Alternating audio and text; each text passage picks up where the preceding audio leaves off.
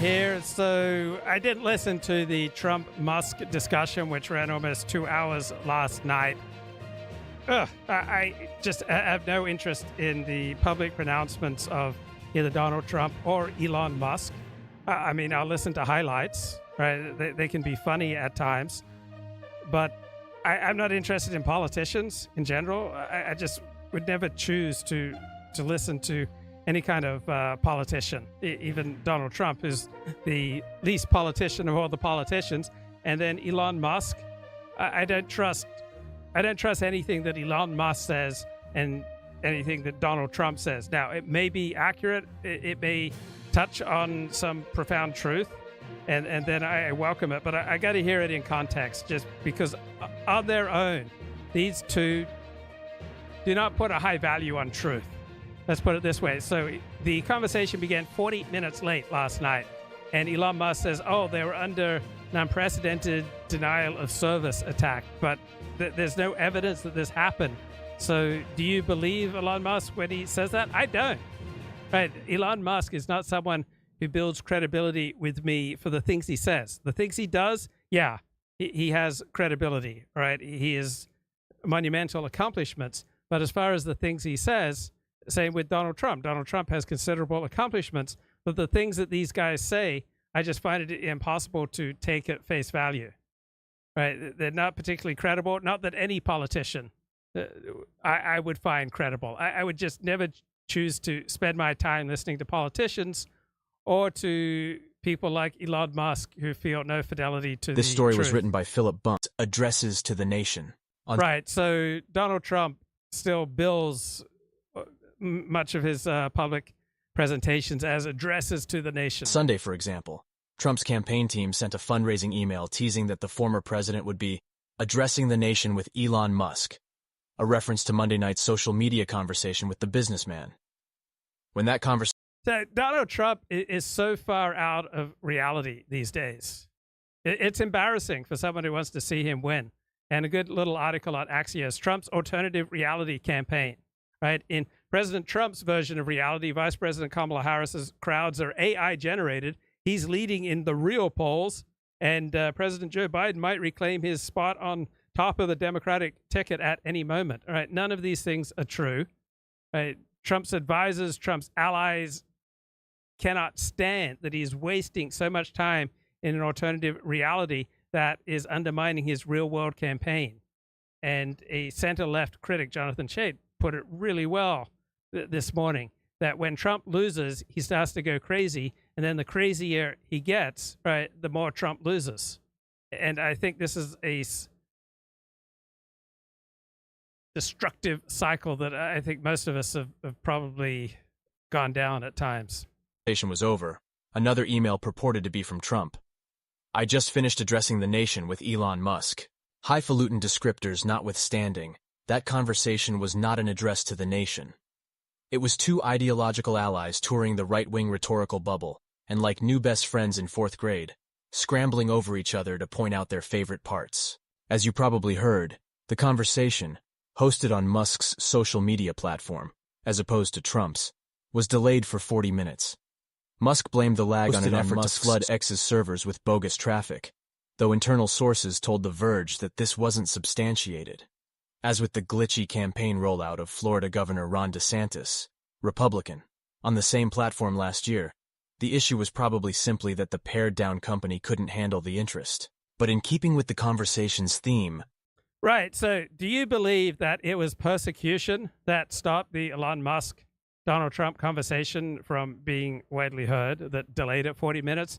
Or do you think it was lack of competence? All right, because the same thing happened with Ron DeSantis's campaign launch. I'm going to side with lack of competence, which is a really serious problem on the right, as Donald Trump has made the Republican Party, all right, the low IQ party. And when you are primarily attracting lower IQ people to your team, right, you're not going to have nearly as much competence. So I don't think that this lack of competence on the part of X is just some one-off event. All right, it's a recurring event with X. It's a recurring event on the right. Right, Donald Trump couldn't get any significant lawyers to argue his side after the 2020 election. All right, Donald Trump wanted to make the case that the election had been rigged. No self-respecting attorney would take his side. Right, so as long as Donald Trump persists in craziness, right, highly competent people are highly reluctant to join in with him. Musk framed the glitch as a sign that he and Trump were terrifying to the establishment. This massive attack illustrates there's a lot of opposition to people just hearing what President Trump has to say, Musk claimed.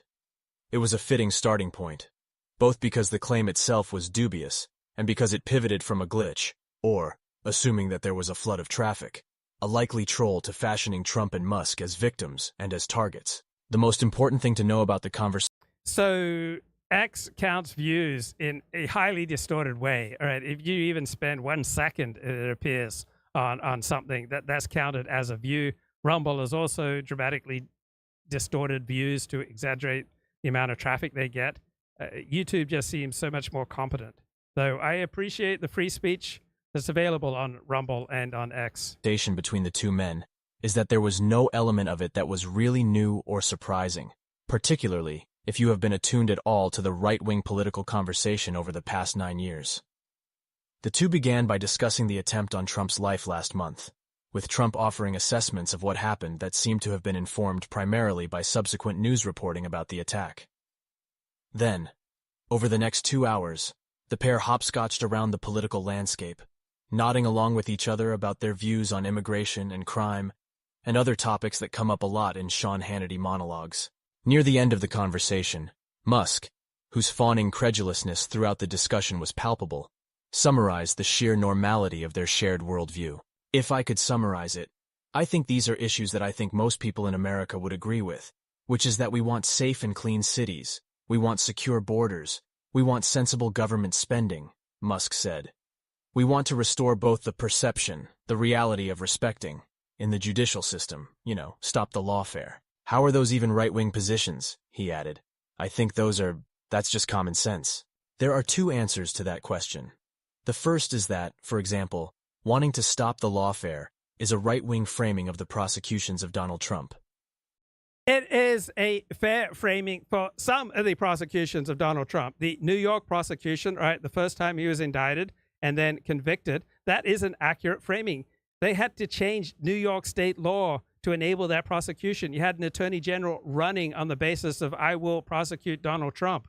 So lawfare is not just some crazy, ridiculous Republican conception that only makes sense to people who are Republicans. Right? There was a considerable amount of lawfare in the legal prosecutions of Donald Trump and some legitimate prosecution of Donald Trump. For example, I think the careless way that Donald Trump handled classified documents was deserving of scrutiny and possibly prosecution. Most Americans view the indictments as a function of Trump's actions, not... No, that's not true. The idea that most Americans, number one, have no thought on the Trump indictments, right? And then for those who follow it seriously, right, they're all over the map. There's no general American consensus on the Trump indictments. Not of political persecution. Those who see it as persecution, Republicans. The other answer...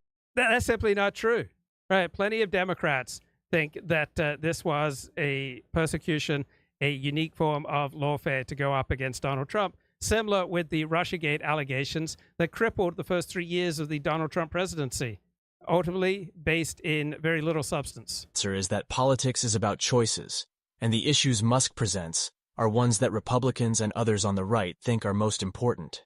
Yes, people on the right primarily care about safety, about protecting one's country from invasion, about reducing the odds of transmission of disease, moral disease, physical disease, instability for a traditional moral framework.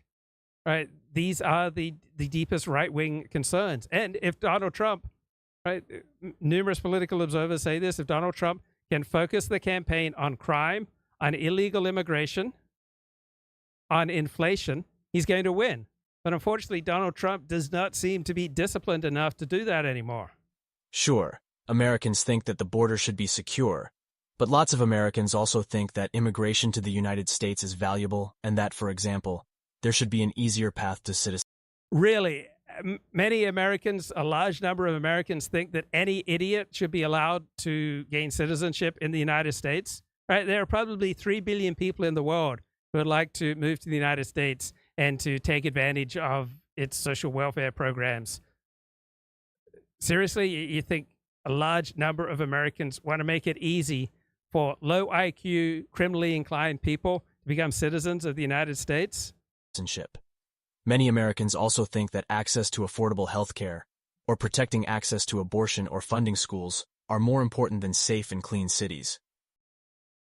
Okay, so many Americans think that access to abortion, to health care, and to well-funded public schools is more important than safe cities.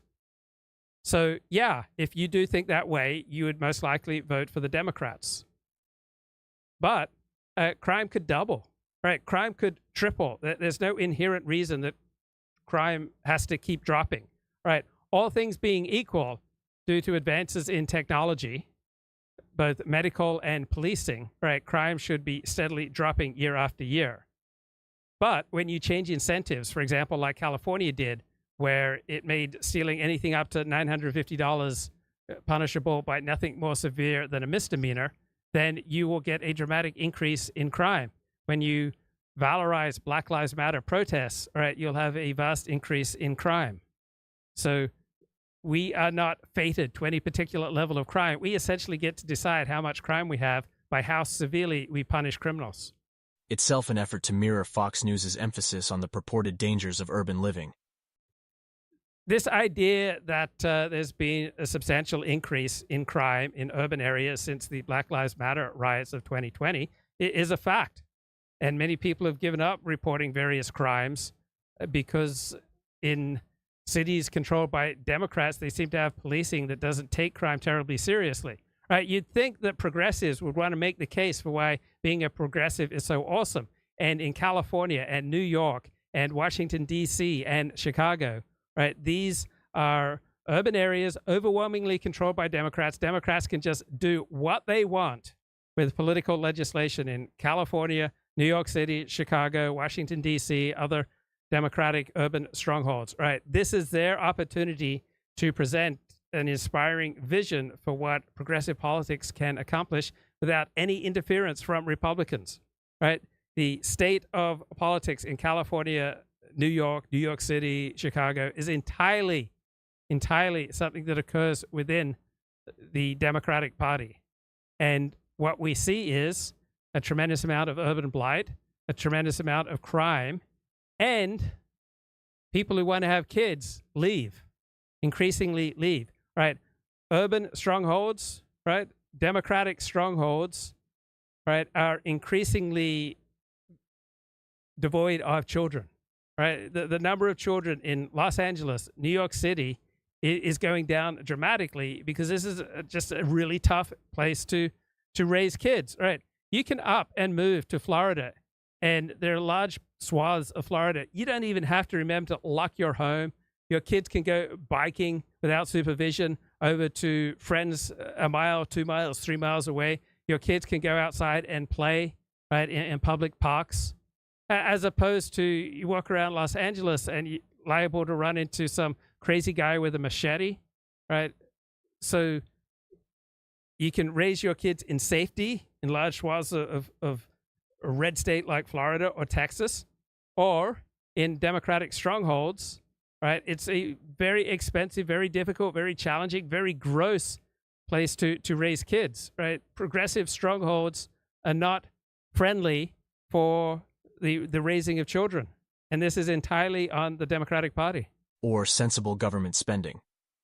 Presumably, Musk believes that the funding his companies get from the government fall into the sensible category. Fox News host Greg Gutfeld was tuning into the conversation and found it all very much to his liking, unsurprisingly. The bigger story is that two of the most important world figures agree on the world, he wrote on social media. What's that tell you? The most consequential technical genius perhaps ever, and the most consequential political figure, are talking about stuff on equal footing, and Trump knows everything Musk is talking about concerning energy, artificial intelligence, and economic development. That's absurd that Trump is this deep scholar of those areas, right? Trump just agrees with whoever he's talking to. Right? He's not some deep thinker on nuclear energy or on any topic, right? Donald Trump is not a man of great depth, right? I sure hope he becomes president, but I'm not going to stand here and lie like Greg Gutfeld just did and say that Donald Trump is an expert on these many areas. All right, here is Hugh Hewitt talking with Brett Baer. And I want to go back to that because Congressman Goldman is a very smart guy. If you've been a prosecutor with the Southern District of New York, you didn't get that because someone wanted to give you a job. That's the Stanford law. He's very good. You caught him out, and you weren't trying to ambush him, but I've got my notes from that because I was watching the show before the panel last night. His explanation of why Kamala Harris has not come and spoken to you. Well, the time isn't right. We've had a period of significant upheaval. She has to decide where she wants to be. Were you as surprised as I was by his answers? Yeah, I was. I mean, this is the whole rub on critics of the vice president, saying she's kind of finding her way as she goes as far as policy. And, as I mentioned, the one time that we heard Kamala Harris in her own voice about policy, there's a lot of left policies there that come under scrutiny. And she doesn't want to embrace all of the Biden policies because that has some vulnerabilities in it as well. So right now, basically what he said is she's an open canvas and she's trying to find the paintbrush. That's exactly, and it's mystifying to me that of course, other networks don't want to cover Fox, but it's mystifying to me that admission against interest, as prosecutors would call it, has not made the rounds. Because when he said she has to decide who she wants to be, I thought to myself, oh my gosh, the reason she's not giving interviews is they're polling. They're trying to figure out what she needs to say to get people to vote for her, and that's not a good way to campaign for president, Brett. I don't think. How do you assess that as a tactic? I think authenticity is by far the thing that sells the most. The thing that people are attracted to, authenticity. Listen, Jesse Helms won his Senate race in North Carolina again and again, even though some of his policies were way on the right. Glib Medley says, I'm here for some joy. I'll be honest, I haven't felt a great deal of joy with Donald Trump's performance for the last 3 weeks. Right? I've noticed I have less energy, less enthusiasm. I'm doing fewer live streams because Donald Trump has just turned into a meandering mess over the past 3 weeks. And so, yeah, I'll admit it has substantially reduced the amount of joy that I have in my life. Now I'm thinking, oh my God, I got some tennis elbow here. I got some golfer's elbow there. I've got some interior pelvic tilt here. Spending more time watching these exercise videos so I can take care of these physical problems. I don't wake up nearly as excited because I was on a high there for about a month after the June 27th debate. And I'll admit, the last 3 weeks I've been crashing. Right. They came away, North Carolinians, with, well, I know who he is. He tells it like it is. And he actually got some votes in the middle and even on the left because of that. Donald Trump is who he is. I think there are questions even inside his campaign if he could be even more disciplined about sticking to policies and differences, but he is who he is. And that is what came through for 2 hours last night. Everything is known about Donald Trump. I think I wrote a piece for Fox News this morning that the vice president is not ready to be president, and we know that Trump has done the job and we know what to expect. It will come down to 3 states. I just said this to Eric Hobby, who's running up in Wisconsin against Tammy Baldwin: Pennsylvania, Michigan, and Wisconsin. I really don't think the map much matters. I think Trump's going to win Arizona and Nevada's a toss-up. But in Pennsylvania, Brett, what is your sense of where that state is right now? Well, it's closer. I think it was breaking towards Trump under the Biden race. It is closer. And, I think that this enthusiasm obviously is a bump, and the Democratic convention will be a bump. But as far as policy, figuring out where Kamala Harris is on fracking is a big deal. She now says she's for it. That's a big deal for Pennsylvania. Do they believe her? Is a big deal. And some of the other policy things. There is a underground, probably 2, maybe even 3 point polling difference sometimes. Right. Joy matters. Energy matters. Enthusiasm matters. And a president of the United States matters if you take politics as seriously as I do. All right. On the one hand, I recognize for 99% of people, 99% of the time, it doesn't matter that much. Right. So I'm going to have to transition away from the political. If Trump remains this unimpressive, this meandering, if Trump insists on staying in some alternative reality that has nothing in common with real reality, I'm just going to have to transition the show to other topics. I've had a lot of fun focusing on politics for the past 2 months, but I'm going to have to transition because this guy is the standard bearer for Republicans and for conservatives, and his performance is so shoddy, so self-centered, so deranged to argue that Kamala Harris's crowd, there was no crowd there, it was just generated by AI. It's just so embarrassing, so dispiriting that if the political stays in this depressing direction, right, I'm gonna have to transition. I mean, I can't even remember the last time I was funny. I can't even remember the last time I was laughing and enjoying myself and feeling like I was just riffing in some enjoyable, humorous way. I can't even remember that. All right, it's grim days if you're a Republican who's paying a great deal of attention to the political. I'm going to have to transition. I can't take much more of Trump's lousy performance. Times when you get to former President Trump, people say, no, I'm not, but they do once they say Yeah. that. Let me play for you one cut from Elon's conversation with Donald last night. Cut 20. So I'm also probably exhausted by the prospect of some major conflagration in the Middle East. I've been waiting for this since October 7 of last year. Right, Hezbollah seems to have the ability to flatten many parts of Israeli cities. Iran doesn't. Right, Iran can shoot all its missiles, and Israel's surely going to be able to knock down many of them. But even if 50% of Iran's missiles land, all right, they're not going to flatten Tel Aviv.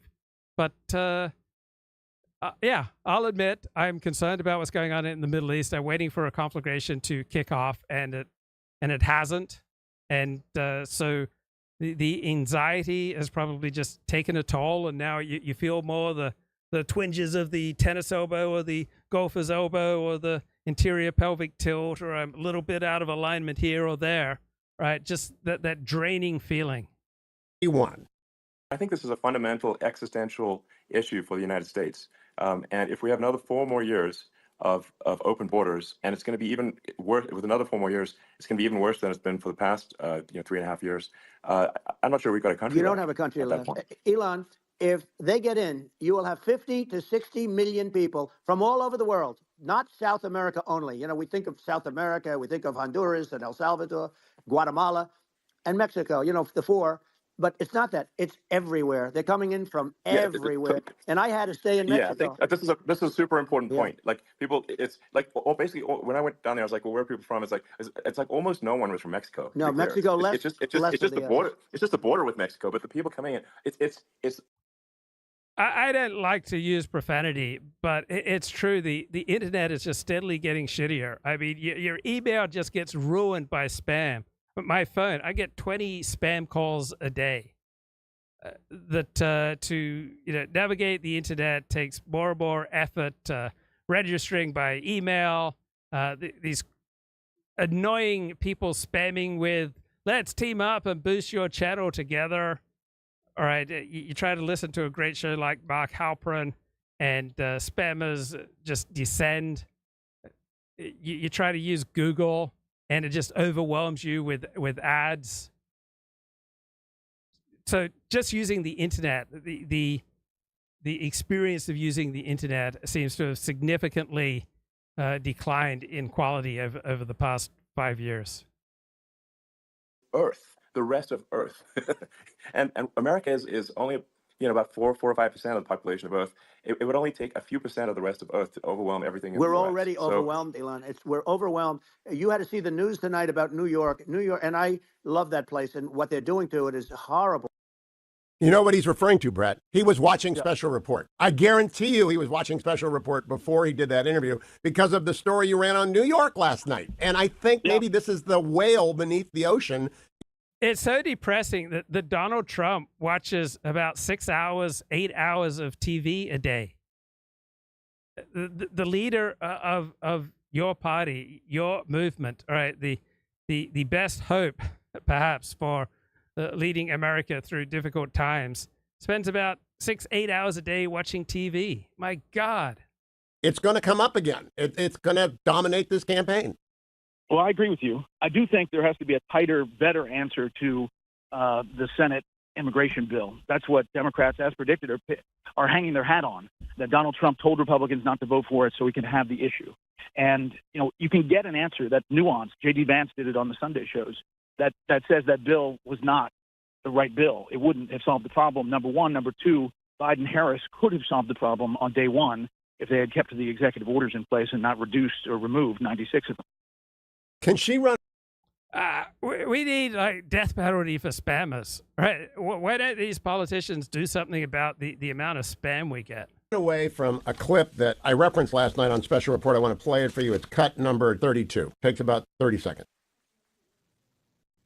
Cut 32. Harley. So, yeah, when I listen to a podcast, all right, the Ruthless podcast, they have so many advertising breaks, and you can't seem to watch a YouTube video without, please like and subscribe. Oh. Volunteer with the Center for Worker Justice. I want to know, when you become president, would you be committing to close immigration detention centers? Absolutely, on day one. Absolutely on day one, Brett Baird. Does what she said in 2019 matter in 2024? Until she sits down for an interview where she literally goes through all of these policy shifts, which are major ideological shifts, until she does that point by point, it matters a lot. And those ads will be chock full of them. Okay. Coming. All right. I do like this channel by Chris Williamson, former model, former reality TV show. Has a lot of smart guests. And here he's interviewing Dominic Cummings, who was the brain behind Brexit and who was the brain behind Boris Johnson before Boris Johnson decided to go in a less productive direction. Talk to me about how you say that the Tories sabotaged the immigration policy. I haven't lived in the UK for 2.5 years. Looking at what people talk about, it's a huge issue for friends, a lot of whom live in London, a lot of whom would have been not talking about this sort of thing unless it was a big deal, and it's all over the news. So just dig into the dynamics and the mechanism of what's going on. So, it's obviously super complicated in one way, but I think you can simplify it to a large extent. Essentially. Okay, and then this is a Washington Post journalist, all right, asking for the government to shut down public discussions. Before the conversation, White House reporters were openly brainstorming how to stop the conversation, how to censor the former president. Elon Musk is slated to interview Donald Trump tonight on X. I think that misinformation on Twitter is not just a campaign issue; it's a America issue. What role does This is a Washington Post reporter. He's not an op-ed columnist. Do you seriously think he got his job based on his journalistic chops? Does the White House or the president have in sort of stopping that or stopping the spread of that? Or he wants the White House to stop a conversation. Sort of intervening in that. Yeah, no, and you've heard us talk about this many times from here about the responsibilities that social media platforms have when it comes to misinformation, disinformation. Don't have anything to read out from here about specific ways that we're working on it, but we believe that they have the responsibility. The translation of that convoluted question is, how do we stop this conversation? That's the media asking for censorship, and that's the White House fantasizing about, again, gagging Donald Trump. Meanwhile, Axios reports that Kamala Harris's campaign is pushing out fake headlines on Google. The campaign is disguising ads as phony, flattering headlines from outlets like NPR, CNN, and the AP. Doesn't the campaign for Kamala Harris know they get that kind of flattery for free? They don't have to fake it and pay for ads of phony headlines. But okay, there's a journalist, Susan Crabtree, who seems to be doing a lot of good work. Let's just run down her timeline. She seems to be doing a lot of good reporting on failures with the Secret Service. All right, she apparently knows who was the lead officer when Donald Trump got shot. She knows who made the decision not to put someone on the roof, and apparently she's not releasing that name, all right, for the Secret Service agent's safety. But we got to know that name. All right, it's outrageous that we don't know the name of the Secret Service lead agent who decided not to put law enforcement on top of a roof and just opened up an easy shot on Donald Trump. Okay, so much to talk about. Let me get back to Dominic Cummings. Where are you, mate? Here we go. So, we win the referendum in 2016. Tories then implode for 3 years, drive the country into a constitutional crisis, complete chaos. Boris asks the vote leave team to come to number 10 and sort out the shit show. We go to number 10, we solve the constitutional crisis, we beat Corbyn in the election, we're then at number 10, right? And we do it with an immigration policy which is pretty clear and has very, very widespread support. The vote leave immigration policy was, we should be much more pro and open to high-skilled immigration. If you're a scientist, if you're a doctor, if you're a physicist, if you're a startup person building a company, we should make it way easier for you to come, easier for you to bring your family and build things and create value. But we should massively cut unskilled immigration, and we should have a period in time over like the next decade or so where we go, right, more high-skilled immigration, massively crush unskilled immigration, particularly from like war-torn countries with people fleeing with completely fucked up ideas about how to run the world.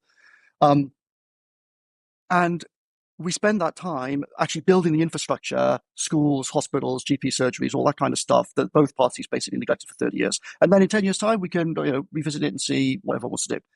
Essentially, what happened in 2021 is the Tories said, screw all that, we're just going to basically open the floodgates. And so suddenly a system that had been thought to be, like when net immigration was like 200,000-300,000 was already unprecedented. Suddenly it shot up to 1 million, right? Like nothing like it has ever been seen. And then in parallel, they basically concede that, they start off, so at the same time as you have this huge unparalleled surge in legal immigration, you then have a situation where organized crime gangs, transnational crime gangs, realize that essentially the British legal system is paralyzed in dealing with people coming across the channel in these boats.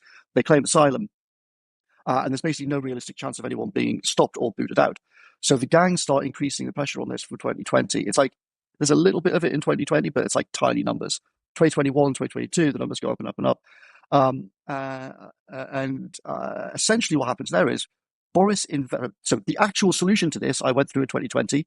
I went through it with the Navy in terms of operational methods of how you actually stop the boats physically, and I went through it legally to figure out the legal side of it. In a nutshell, you can't stop the legal side of it unless you actually at least amend the Human Rights Act, and you're prepared to tell the European Court of Human Rights in Strasbourg that then we're not going to enforce various of their judgments on this subject. And that's fundamentally the only way you can get legal control over the illegal immigration and the asylum system. What Boris does is he doesn't want to do this, so he creates this completely ludicrous policy of we're going to fly all these people to Rwanda. Right. So Dominic Cummings had done some hard work thinking about how the Tories could get a handle on immigration, and Boris Johnson just doesn't want to do the work.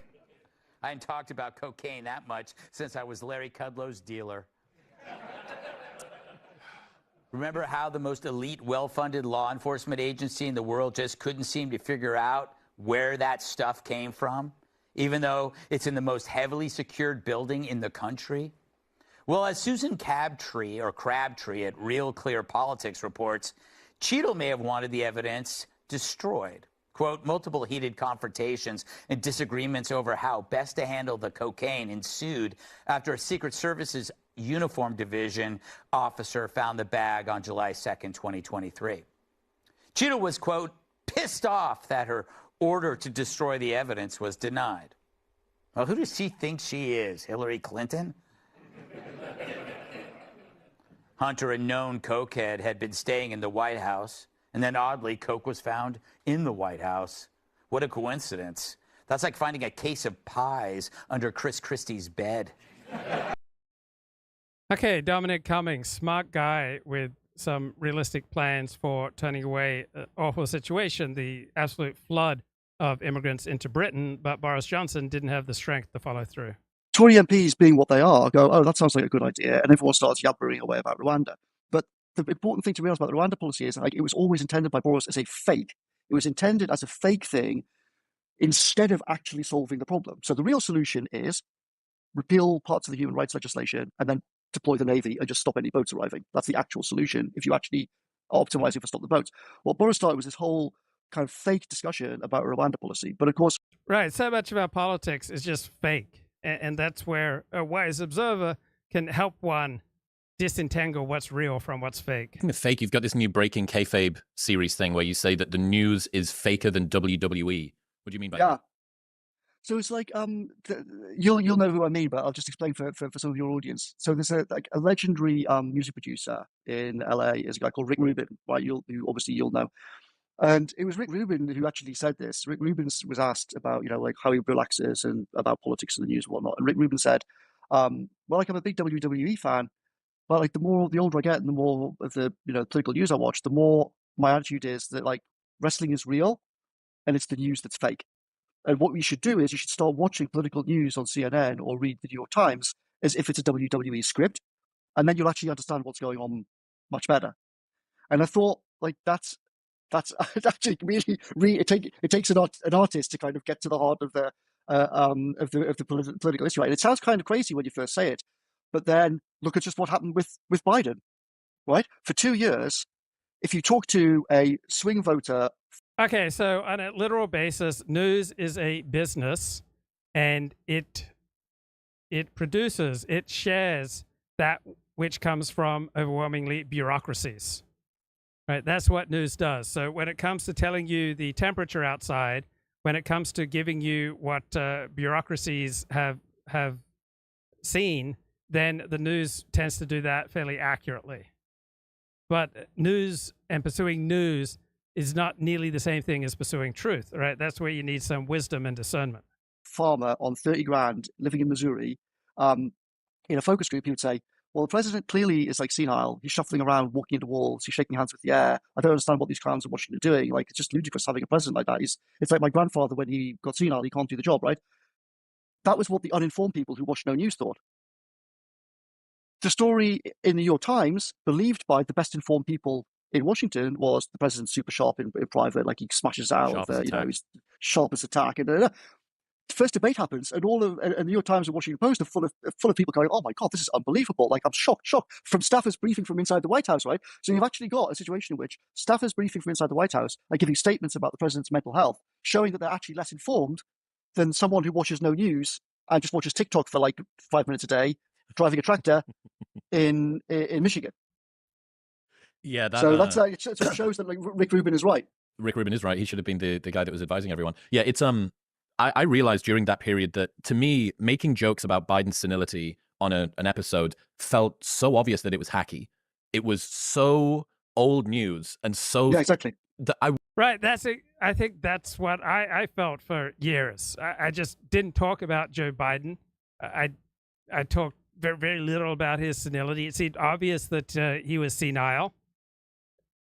And just to comment on it was like saying, "Oh, the sky's blue right now." I avoided doing it because it felt like a cheap shot, not a cheap fake, a cheap shot. And then to realize that the fucking veils fall from people's eyes when he has that debate with Trump, and then to hear this totally ridiculous set of assertions by people in the media who now can do this sort of like faux criticism thing where they can seem like they're stepping up and pushing back against the Democrats and the party and the president that they've been running cover for the last 2 or 3 years, saying that it's cheap fake, saying that it's whatever. Well, it's obvious there's no cost to you holding this opinion now. Right. Another example are monkeypox outbreaks. All right. Public health authorities and political leaders are afraid to discourage people from participating in gay orgies in case they come across as homophobic. And as a result, you get explosions in monkeypox cases, right? They're happy to tell you to stay at home, right? What Tim Walz did, sending out the National Guard to fire paintballs at people to prevent them from even sitting on their porches during COVID, right? So the left and the center left willing to use outrageous repression to go after people for simply sitting on their porches, right? Remember, you should not congregate until Black Lives Matter came along, and then it's a mitzvah to congregate, right? This is what Tim Walz was supporting, sending the National Guard out to fire paintballs. Let's go!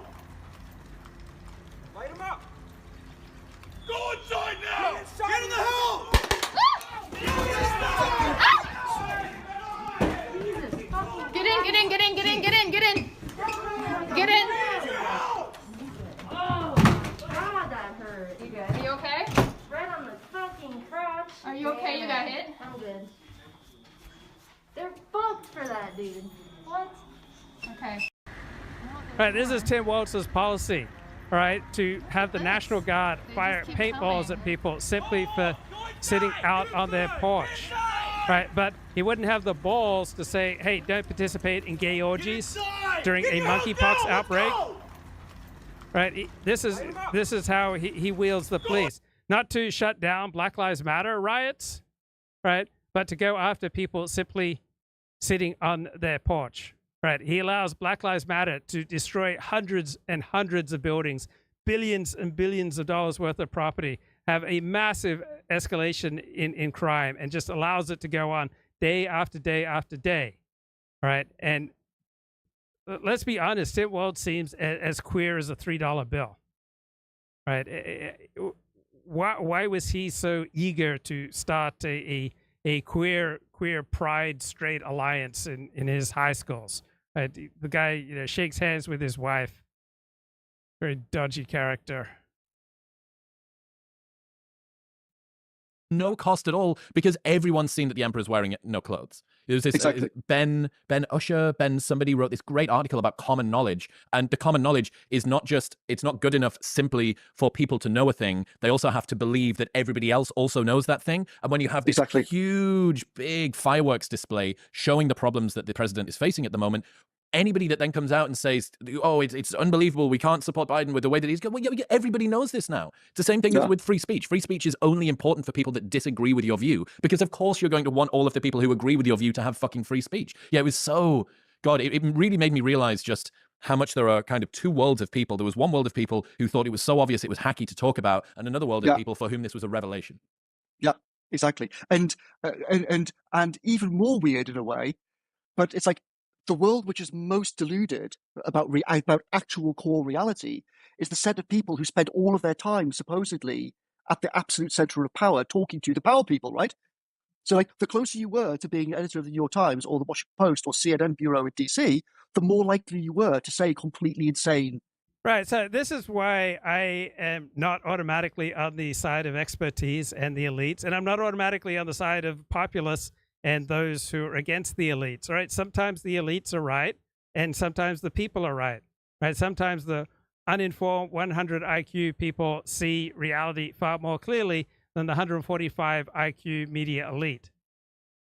Things about Biden's mental health. I wonder whether that was running cover rather than being ignorant. Obviously, it's going to be difficult to know, but I get the sense that anybody that had been around him knew, as opposed to them being ignorant and telling what they thought was the truth in the press. So I think like at the very, very core, that's true, right? I mean, I remember I had breakfast with one of the top 5 probably most powerful officials in the country, in Britain, in January 2023. And he just come back from one of these NATO meetings. And he said to me, they're all sitting around with he was with the British Prime Minister, Macron, Schultz, Biden, blah, blah. And he said, Jake Sullivan, National Security Advisor, was literally like had a huge pad and would write every time like Sunak or someone would speak, it would be like massive letters. Sunak, Macron. Jake Sullivan would be writing on this huge pad, right? And putting in front of Biden. And everyone could see this. Right? So that was said to me in so January. He knew who he was responding to. Yeah, because he's like, it's very like, he had to be reminded that like who Macron, the guy there is Macron. Right? That's how bad it was. And I was told that by this guy who watched it happen in like, I think end of January 2023. And that's a guy in Britain, right? That's not someone who's, sitting working in the White House and involved all the time. So clearly a lot of people around the core of the deep state who were in these meetings with Biden knew the truth about it for a long time. Yeah, and they covered it up. All right, 5 rules here on how government really works. Win the election. But we're now in a situation where that sort of incentive is basically broken, and they actually spend all their time just on this daily news cycle. And once that happens, 2 fundamental things happen. One, they stop paying attention to actually good government. Right. I love journalism. Right. I love following the news. I subscribe to numerous newspapers, but reality shows me that many very intelligent, very accomplished people lead, high quality lives, paying minimal attention to the news. And 2, they stop thinking about the voters and they think about what the editor of the New York Times thinks, or the Laura Kuenssberg at the BBC, etc., etc. And that fundamental dynamic is behind why it's so hard to fix all of these things. Yeah, I think Tony Blair recently described the government as a conspiracy of distraction from what actually matters. And and that is often a good description of the news. I thought that was so funny. Fifth, the civil service and politicians' top priority is not doing a good job for voters. It's preserving existing power and budgets. If you don't share this priority, you don't get promoted. Yeah, so if you look after COVID, what's happened? Basically, like the officials, the people who were proved right and who saved thousands of people's lives have almost entirely 100% gone from public service, often hounded out. The excellent woman who ran the vaccine task force, for example. Right. So the people who are right about what a disaster it would be to invade Iraq in 2003 received no reward. And the people who were wrong and pushed the Iraq invasion, all right, Jeffrey Goldberg, still editor of The Atlantic, all right, the media elite who pushed the 2003 invasion of Iraq, all right, their careers, their incomes, their status has not suffered from pushing such a disastrous policy. And those who are right to say this is going to be a disaster, they received no rewards. Was trashed all over the media, whereas officials who completely screwed up, did a shocking job, cost many lives, cost huge economic damage, have largely been promoted and often given gongs.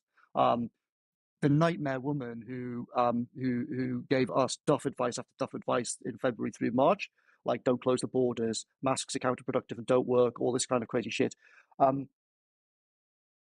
She was promoted and put in charge of the new biosecurity agency that was created to replace the complete shit show biosecurity agency that fell apart in COVID. We're talking about sort of retrospectively learning about yourself. Since moving to the US, I've learned a lot about the UK in comparison. I'd say I probably learned more about. Right. You often don't see things until you have changed your situation. All right.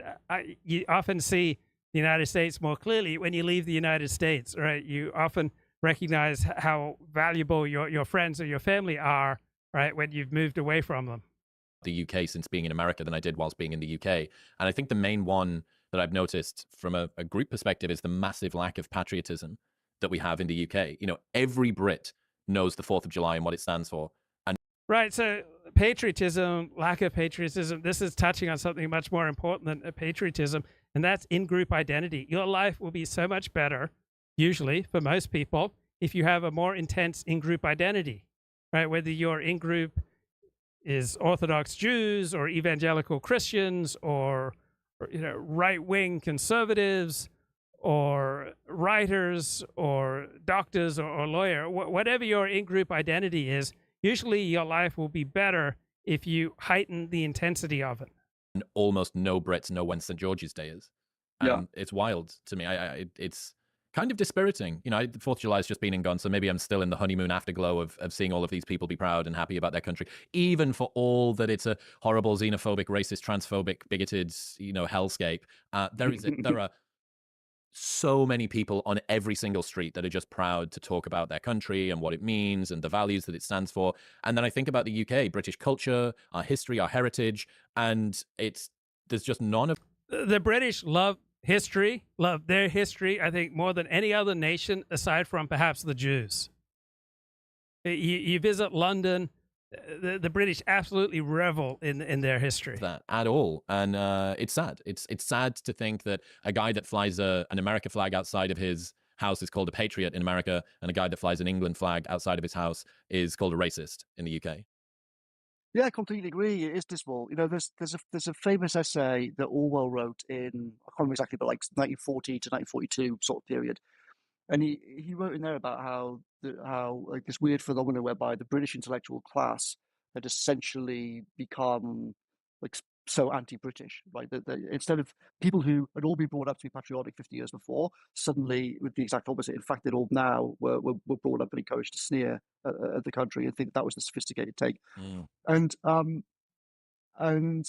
that was true about that transition. Like, we have Russian Revolution in 1917. You have this wave of surge of support for the Communist Party after 1917 that really changed Western intelligentsia and intellectual elites a lot. And to a large extent, right, we're still living out the consequences of that process. And a big part of the reason, like you come from a very similar part of the world to me. You know that if you go back to where me and you were brought up, there's lots and lots of working class people who are patriotic, who do think the Britain's a great country, but the culture is like 1,000 miles away from a lot of the dinner parties that you'd have in central London, right? Where if you talked in those dinner parties in central London the way that you talk when me and you go home to see our Right, because the elite, the university educated, are taught to develop a Buffett identity where you're supposed to rise above these primitive emotions of loyalty to blood and soil. You're supposed to rise above the profundity and the elegance and the sacredness of symbols. All right, you are able to develop a more reflexive and distant and more disciplined reaction to these basic human impulses. And for many people who develop this reflexive Buffett identity, it drains life of passion and excitement and meaning and purpose. our families. It's an extremely different. It's chalk and cheese culture, right? Yeah, well, I mean, there's a lot of below the surface criticism, I think, now of what's happening with the UK. There's a great YouTube channel called Bold and Bankrupt, and this guy has done dark tourism around the world. He got trafficked across the border from Mexico into the US. He was held in a Russian jail for a while because they were worried about what he was, whether he was some sort of spy there. And then he decided to take on his final boss of very scary potential areas to travel through, which was British seaside towns. He's going through all of these, just the classic dead high street, boarded up windows and graffiti everywhere and trash, and there's no one. And the few people that are there don't speak the language. And there's just no remnant of British culture. And I saw this phenomenal tweet basically referring to the same thing, which is, I think Britain's got the sixth highest economy in the world, something like that. And he said, no, it doesn't. Like the UK or England doesn't have the sixth largest economy in the world. London does. And the UK is a very poor country attached to a very wealthy city. And that's the way to see it. And again, so many people, everybody's focused on London, maybe a tiny bit on Manchester. And apart from that, the rest of the country is just elsewhere. So in terms of news, in terms of media, in terms of cultural significance, no one gives a fuck about Liverpool. Kip, back to the show. Kip, what's going on, man? Hey, buddy. I don't know how much I need to talk to you, or maybe you just needed somebody to talk to. You sound like you're pretty stressed out with the way they've been handling the Trump campaign lately. Is there any truth to that? Yeah, it repels me. It dispirits me. It robs me of joy for the way Donald Trump has just meandered around. He can't seem to stay on message. I think he's conducted himself in a very slovenly manner the past 3 weeks. Did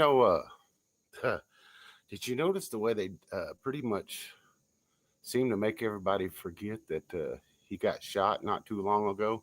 I mean, I thought we might have to all start wearing bandages around our ear come election day just to remind people what they did to him. Now, I know in the world of elections, Luke, you're very pragmatic. So you're going to be from the school of what have you done for me lately?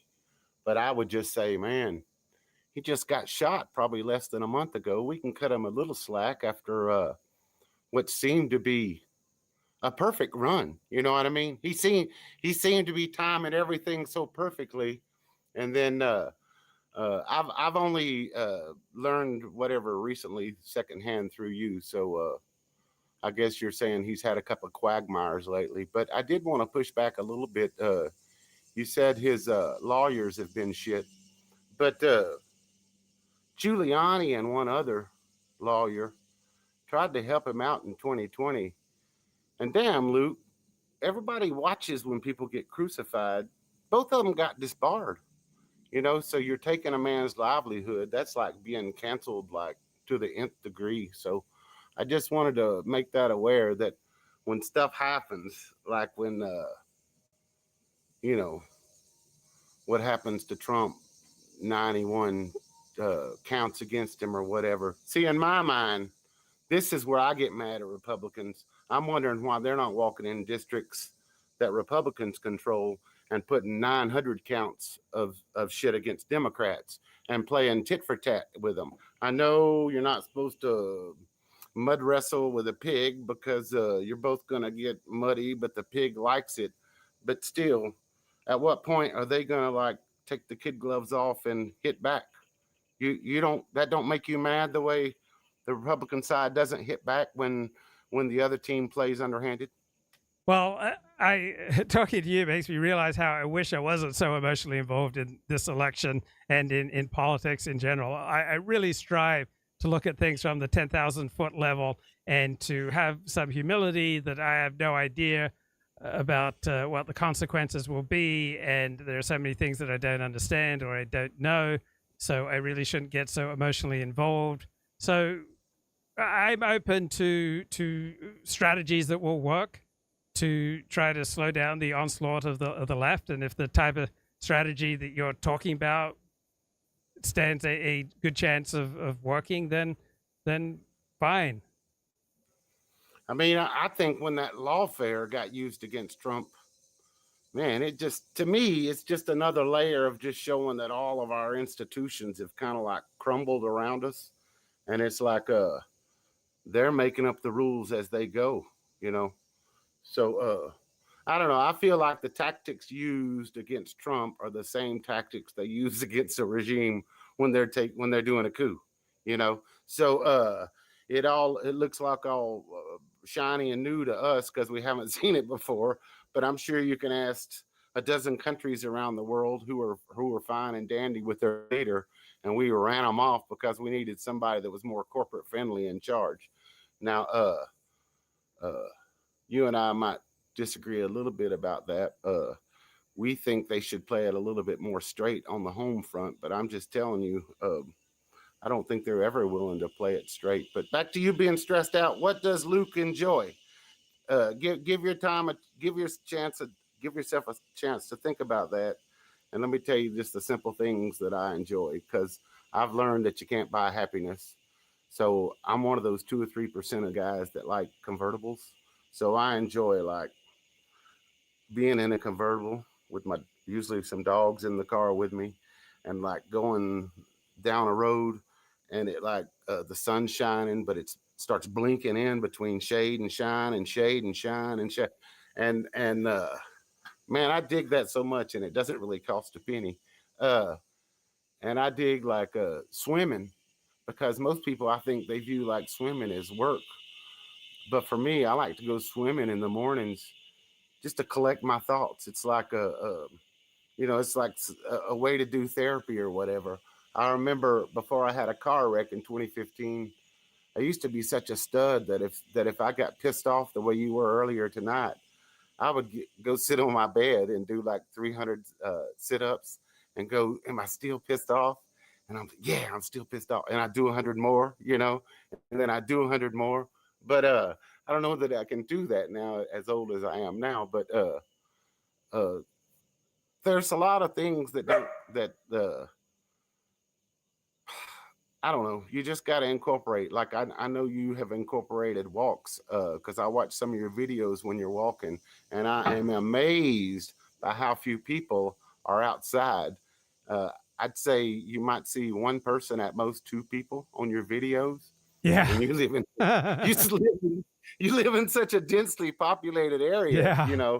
I think I see more people on my walks than you do, so that cracks me up. But just getting out in the air and clearing your thoughts. And, I know sometimes looks like you've got the camera, but sometimes I'm sure you take those walks and just decompress and let yourself think about it, because you can only take somebody else's thoughts for so long before you got to sit around and, coalesce it, let it coalesce and figure out how it arranges with your thoughts. But that's just with me. I really didn't understand the value of just the love of a good dog, the love of a convertible, I like taking those truck inner tubes out to the lake, and I lay in them, and I'll put 1 or 2 dogs in the inner tube with me.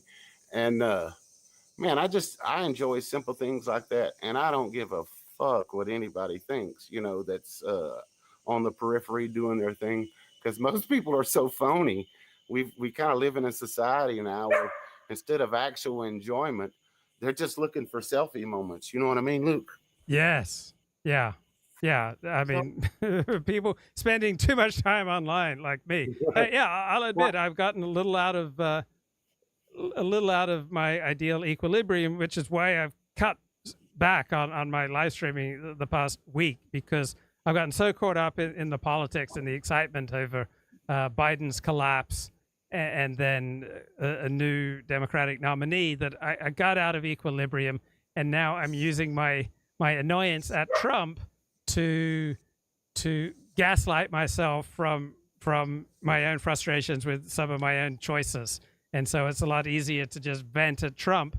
I'm not going to come online and say, "Oh, I made some mistakes. I regret some of the choices that I've made in the last few weeks." And so it's a lot easier just to vent about some public figure rather than to face the fact that I made some choices that weren't optimal for my happiness, and I got too involved in the political game and lost touch with what's best for me. I got too emotionally involved. The best advice I got from my mom over the years, I'm sure Desmond gave you some advice that he might have had to tell you a dozen times, but eventually it sunk in. But my mom, one of the things she used to tell me was, son, if that's the worst thing that ever happens to you, you're still going to be okay in this world. So you need my mom nearby just to like tell you that here recently. For the record, I believe Dad's best advice was always, God, he would help me work on cars and stuff like that when I was young. And he was such a natural with anything mechanical. He was the quintessential machine man. But he would say, get over here and focus, son. You're letting me do it. You got to get in here and focus. And he would always say, there's only two ways you can ever work this stuff out. You can either learn how to fix this car, fix this motorcycle, fix this jet ski, whatever it is, or you can get rich and you can pay people to fix it for you. There's no third way, son. There's only those two ways. And man, that advice from Dad hits home on so many levels, doesn't it, Luke? Yes. And what kind of relationship did you have with your father? So if I had to score mine, I'd say it was about a 2 or a 3 out of 10.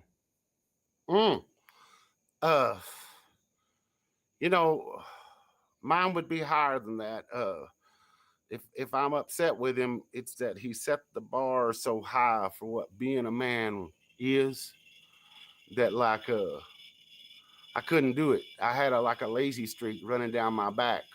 So even if I was like willing to work 7 or 8 hours a day or whatever, man, I wanted to bitch about it internally.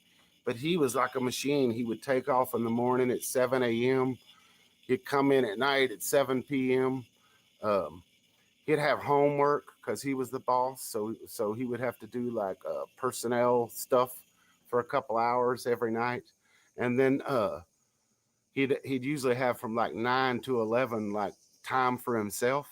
And then he would go to bed. And what he would do is he'd fall asleep trying to get that 2 hours worth of time for himself. And maybe I would get to conversate with him for 5-10 minutes during that time. But then he'd be down for the count and he'd start snoring so loud you couldn't pay attention to what was on TV. So I'd send him to bed, and like a machine at 6:45 in the morning, that alarm of his to go beep, beep, beep, beep, beep. And he'd repeat the whole process. He'd repeat it all. And then Saturday would come around and that thing would go off again at 6:45 and he'd go hunting or something. And it'd go off Sunday and he'd go fishing or whatever. It never stopped, Luke. And I don't know how a normal guy living in the world of the easy button is supposed to be able to do that, but I wasn't it. If anything, I was Mr. Efficient. I would take that 40 hours worth of duties and try to compress it down to 5 or 6 hours worth a day. And then I would be wanting to get out of there and wanting to pat myself on the back for that. But what do you think? I mean, did Desmond set such a impossible example, or was it something that you could see yourself doing as well? He did set a very high example, and I tried to meet and exceed it, and I just collapsed in the process and was basically bedridden after the attempt. So my father got 2 PhDs. He disciplined himself to get up at 4 a.m. every morning when he'd get his serious work done. And I very much wanted to compete and outcompete with my father, go to more prestigious universities than he did. And I collapsed in the process. So it's when we measure up, you know what I mean? You wasn't trying to outdo Dad, although you knew that every generation up to our times, Luke, we had seemed to have it better than the parents. And then our generation comes around, and we've been talking around the economics of it all, but we're like the first generation that just didn't go out there and just fucking make our mark. And all they see is the weight coming off the ship as we plow through kicking ass. You know what I mean? We're the first generation that really wasn't able to do that. And, partly it's me. I knew I was lazy, but partly it was circumstances, in society as they are. You and I, as we're coming up, we hit a certain age. I guess for me, I noticed it probably around 2000. I started having to compete with women, and they weren't as good on the X's and O's of the operations of the business. Yeah. But they had sex appeal. And by Yeah. God, the people we were trying to impress 80% of the time were dudes. So that put them a leg up. So the best I could do is go after the women in charge, but there again, there's a disparity there. The numbers don't quite add up. So you'll be coming out on the short end of the stick either way you go. But how does that compare with the way you saw the turn of the 21st century, Luke? Okay, so I was fine. Like in my head, or in many ways, that I was able to make my living as a writer up until the end of 2007. So I was thrilled. So I went to a lot of news media events. I would go to Los Angeles Press Club events. I'd go to book readings. My friends were journalists for the New Yorker, for the LA Times, New York Times, NPR. So I had a pretty rich social life. I had a pretty fulfilling sex life, romantic life. I was dating beautiful women. I was hanging out with smart, accomplished people in the news media. But then by 2007, the economics of the news industry had really started to fall apart. And I had to confront the fact that I needed to look for an alternative way to make a living. And I ran into that wall by the end of 2007. And then in the process of building up a new life, all right, now that I'm no longer primarily a writer, I leave behind almost the majority of my social life, right? My friends in journalism, et cetera, we start going in different directions. Many of them are out of the business because there's no longer much of a viable journalism business. I have to focus on other things. And I'm primarily a one focus type of guy. And so I had to turn my focus to other things, and then I could only write and eventually live stream in my spare time. So the social world and the social connections and the community that I built up until 2007, I lost it and largely left it at the end of 2007. So that was a painful turning point in my life. Yes, 2007 was also pivotal for me. That's the year that I became a mystic. I had that experience in July of 2007, and then in December 2007, I did what you call Satori. I saw the light. So, of course, I told you I had a hard time reconstituting life after that, and strangely enough, money was the biggest problem because as a mystic, as an ascetic, you are not built for the world of materialism and all that comes with the way people, they are not mystics. They are not ascetics. They're looking at you as a mark. So the house where I'm sitting here talking to you from, I actually had to try to sue the builder. And after a few $1,000s of trying to find him, I gave up on that. And I said, you're just going to have to write this one off to like a lesson learned. And it was one of those 6-figure lessons learned. Yeah. And also at the same time, my father had given me a piece of good advice because I kept getting screwed over trying to hire subcontractors to come finish what the builder left me hanging on. And because I didn't know the building trade, they were not setting it up for the next stage of the process the way they were supposed to. And I didn't know that, Luke, I had no idea. So, and because I was paying for it with just cash out of my pocket, I didn't have like a draw system where someone from a bank would come in and sit there and say, hey, yeah, the funds look like they've been spent. Let's release more funds. So I was being penalized for my own ignorance because I had this stupid ass pipe dream. I had this wonderful life where I lived on a 44.5-foot houseboat and I loved it. But one stupid day I told myself, well, this is nothing to leave to your daughters. You got to leave something to your daughters. And I said, well, what would you want besides this beautiful houseboat on the water? And I said, well, I think I want the opposite of this. I want a house up on the mountains where I could retreat to when I'm feeling all mysticky and, feeling like an ascetic. And then I can come down here to the world and be back on my houseboat with all the boat people. And so I came up here to attach myself to this house, trying to get it finished. And lo and behold, I got that call you don't want at 3 o'clock in the morning that says your houseboat has sunk. And I had to pay somebody like $6,000 to raise that houseboat.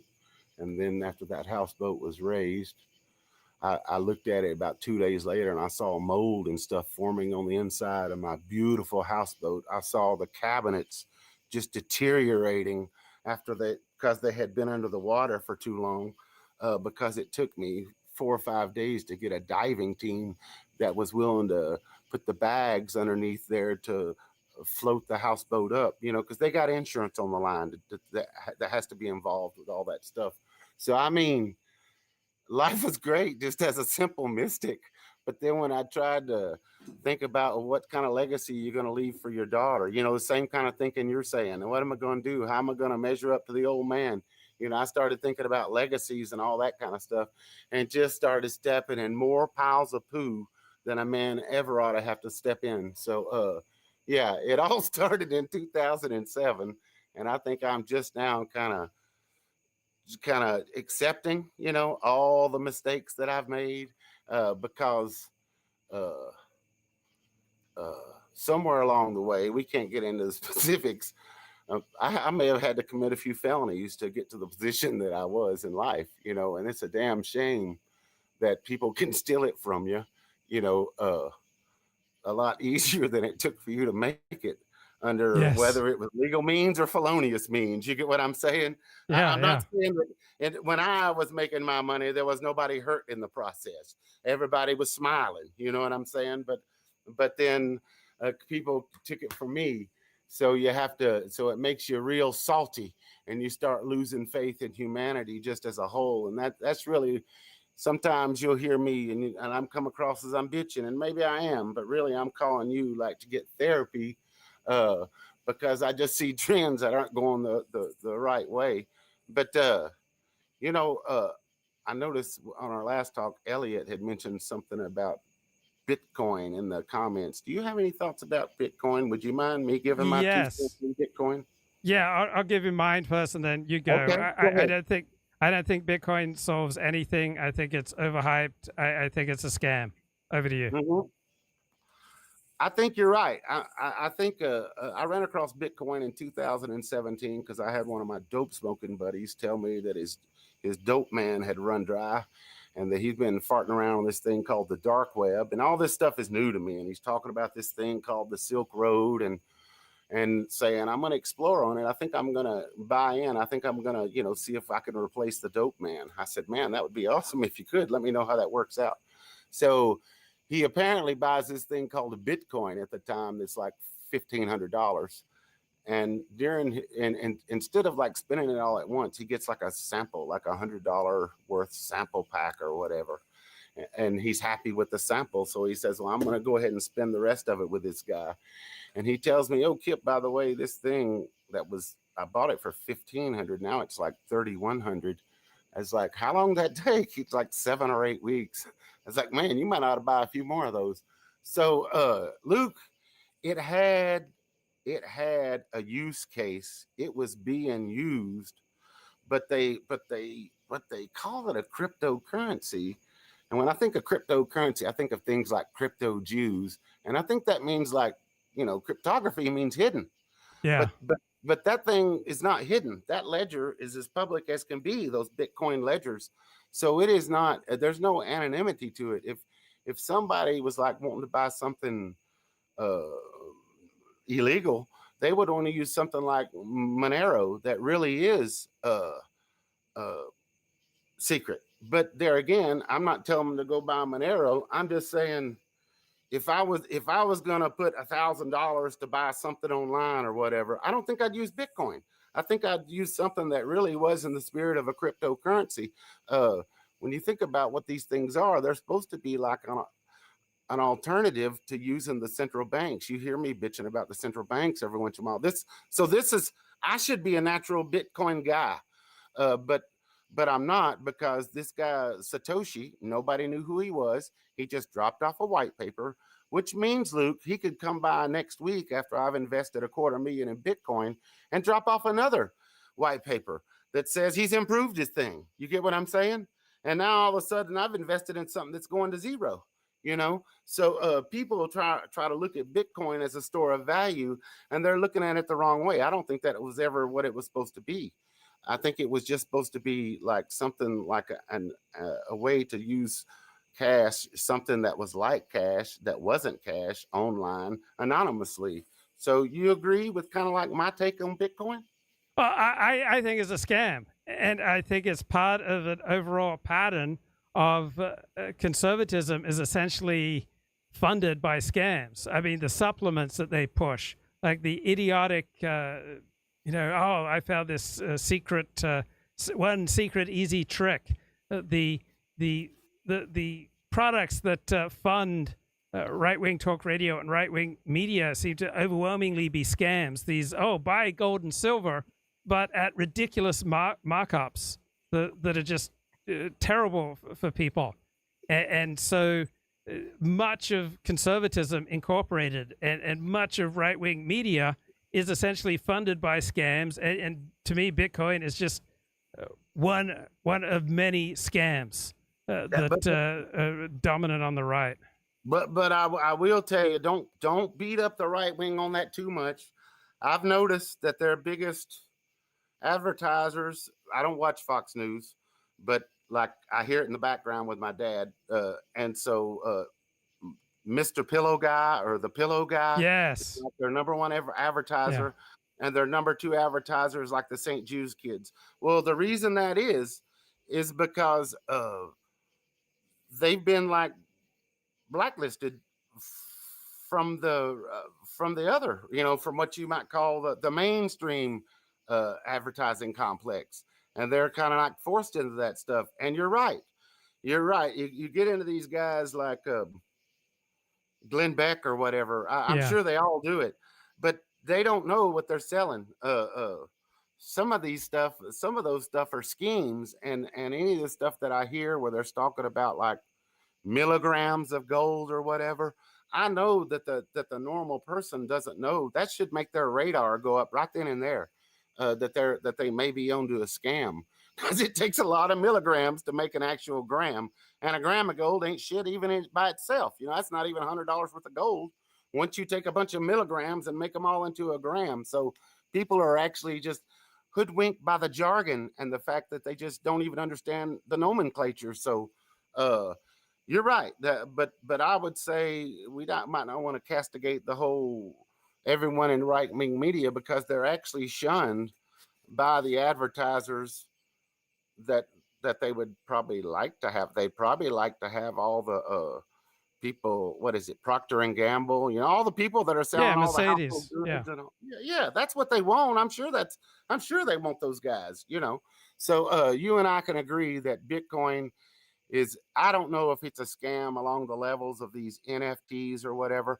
Young people, it just got some wind behind it, and they seem to really gravitate towards it. But and maybe they'll be right, because like I say, in 2017, I could have jumped into the whole thing. And I'll tell you, between me, you, and the lamppost, and your 20 or 30 cult members, there's a lot of people probably sitting in the pokey right now, Luke, that have thousands of Bitcoins, because initially that thing was just fractions of a penny, and then pennies, and then dollars, and then tens of dollars, and then hundreds of dollars.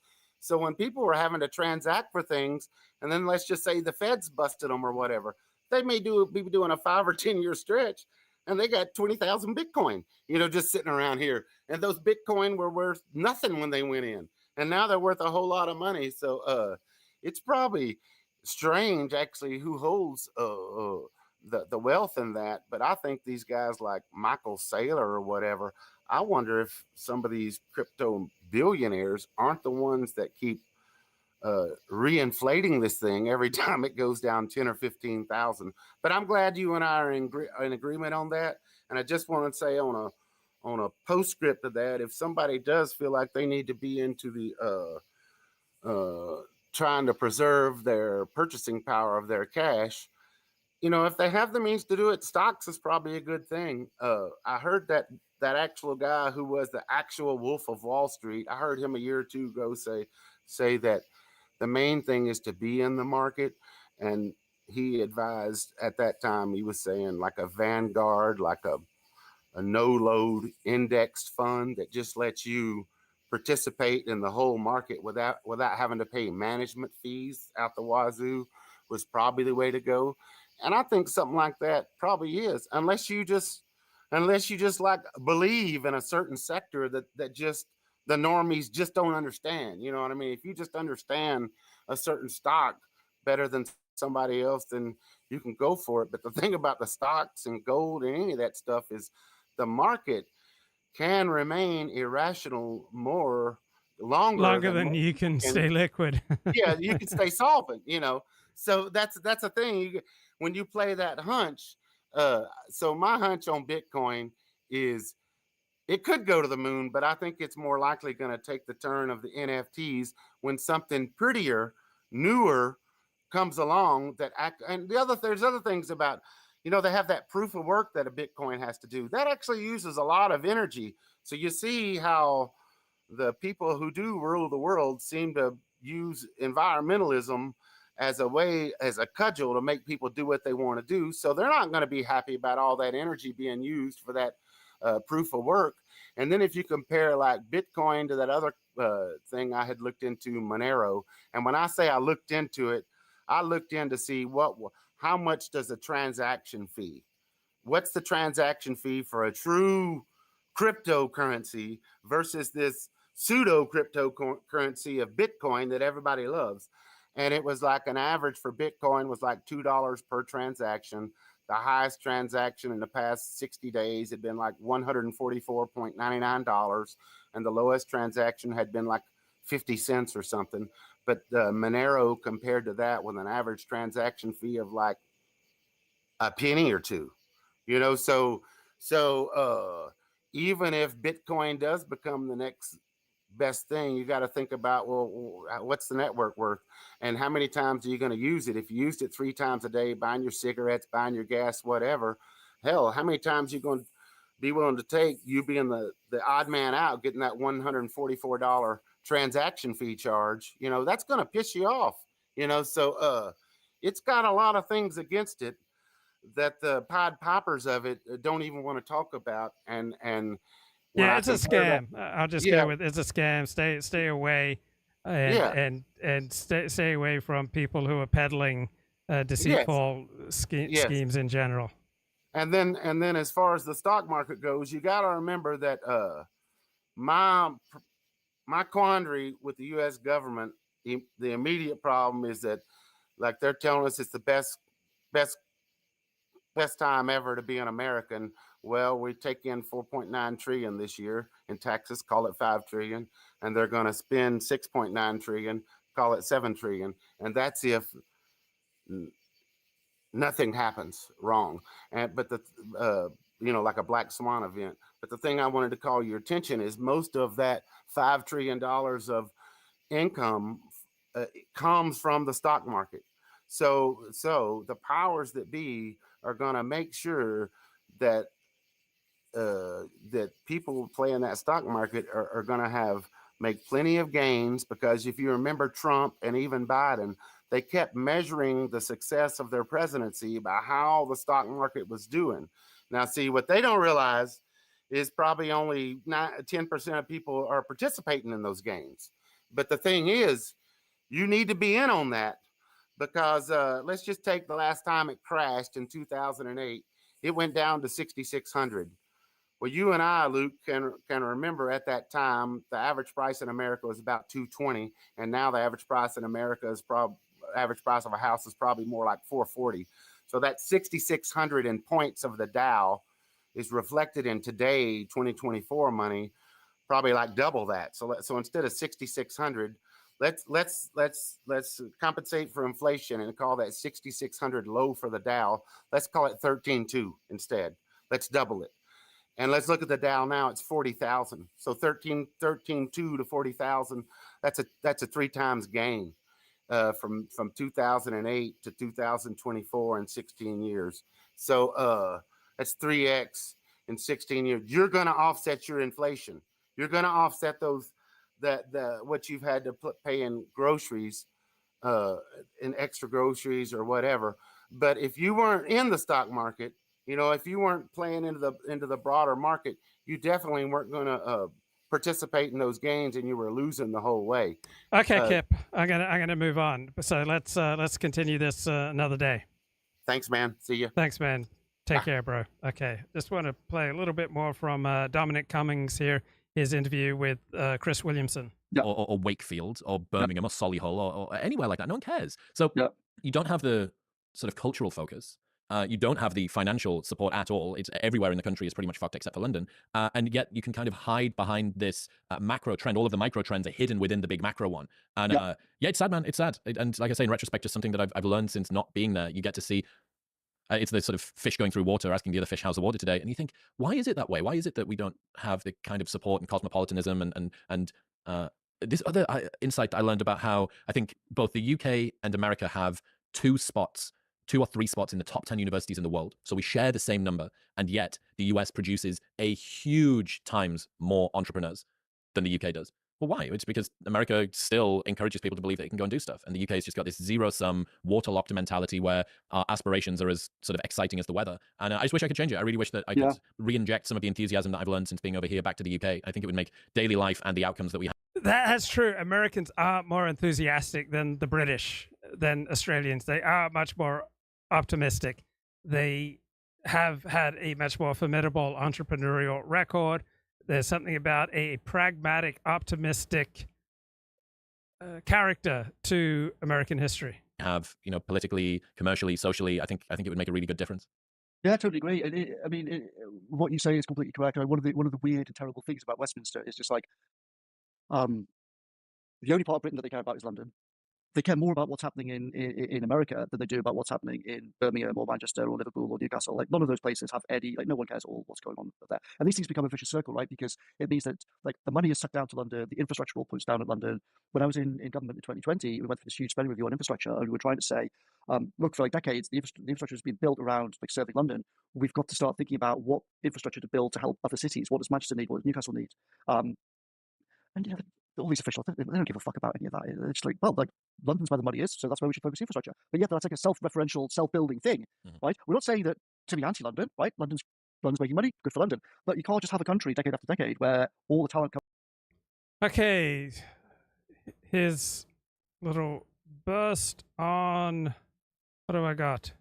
Doggone it. Okay. Was I can't believe I hadn't thought of it. I hate when I hear a great point and I think, why didn't I think of that? The depleting of Western arms because of the war in Ukraine. So even if places wanted to send arms to Israel, there isn't. Right. So the advocates for the war in Ukraine say this isn't going to be a problem, but of course it's a problem. Much of life is zero sum, right? You pour weaponry into Ukraine, it's not going to be available for Israel or for Taiwan or for wherever else you may need it. The quantity that was normally available. Did I hear you correctly? Correctly, because nobody in the West has any. Ukraine itself is short on these type of arms.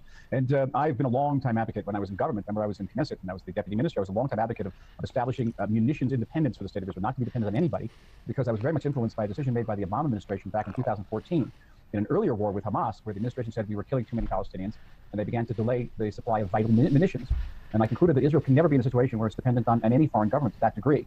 And I thought maybe we could get into another. So the United States realized during COVID, right, how difficult its situation was because it had supply chains all over the globe. And the United States, less than any other country, depends upon trade, right? Trade occupies a lower percentage of the American gross national product compared to any other major country. But the United States learned from COVID that needs to become much more self-sufficient. Israel's going to have to learn to become much more self-sufficient, particularly if Kamala Harris becomes the next American president.